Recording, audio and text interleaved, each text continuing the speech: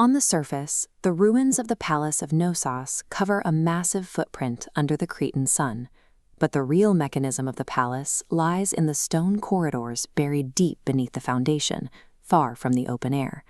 Phaedra is the last of her Athenian tribute group still standing in these halls. She is surrounded by the metallic scent of blood and the heavy, resinous smoke of a dying pine torch. This maze operates as a psychological weapon. Its tight corners and lightless voids are designed to erode spatial awareness and leave the mind heavy with dread.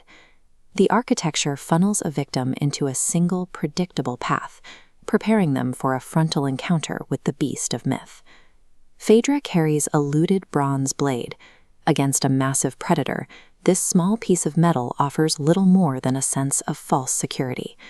Her primary tool for survival is the fraying piece of red woolen twine she keeps tightly wound in her palms. This thread functions as her only navigational coordinate. Phaedra is the dot at the far end, maintaining a physical tether that runs backward through the maze to the exit, where Theseus holds the line. Survival depends on maintaining constant tension on this rearward axis. In a world without light, the pull of that string represents her faith in a human rescue over a monstrous death. A sound eventually echoes from the intersection ahead, breaking the silence of the corridors. It is not a roar. The threat, represented here on this ancient pottery, announces itself through the slow scrape of hooves and a heavy, wet breathing that rattles the dust on the floor. Phaedra retreats slowly, keeping her focus pinned to the darkness where the sounds originate. She instinctively pulls the twine, seeking the physical resistance that confirms her path to the surface is still open.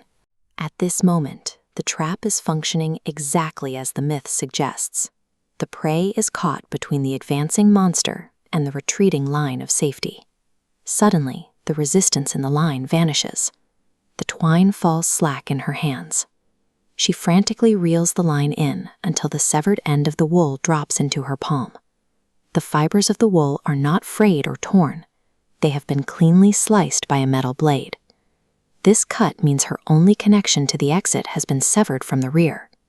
As she processes the loss of the thread, her torch flickers out, leaving her in a lightless stone vacuum. The map to safety is shattered. Phaedra is now drifting in total darkness. Quietly, ahead, the heavy hoofsteps stop. The creature pauses just around the corner. Then, a new sound emerges from the darkness behind her. Light, hurried footsteps closing in from the direction of the exit. This is the rapid, rhythmic gait of a soldier wearing leather sandals.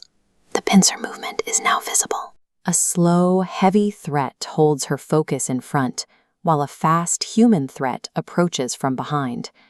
The maze's geometry has transformed. It is an execution chamber designed for a two-front assault. The sliced thread and the locked gates at the maze entrance indicate a coordinated betrayal. Theseus held the other end of that thread.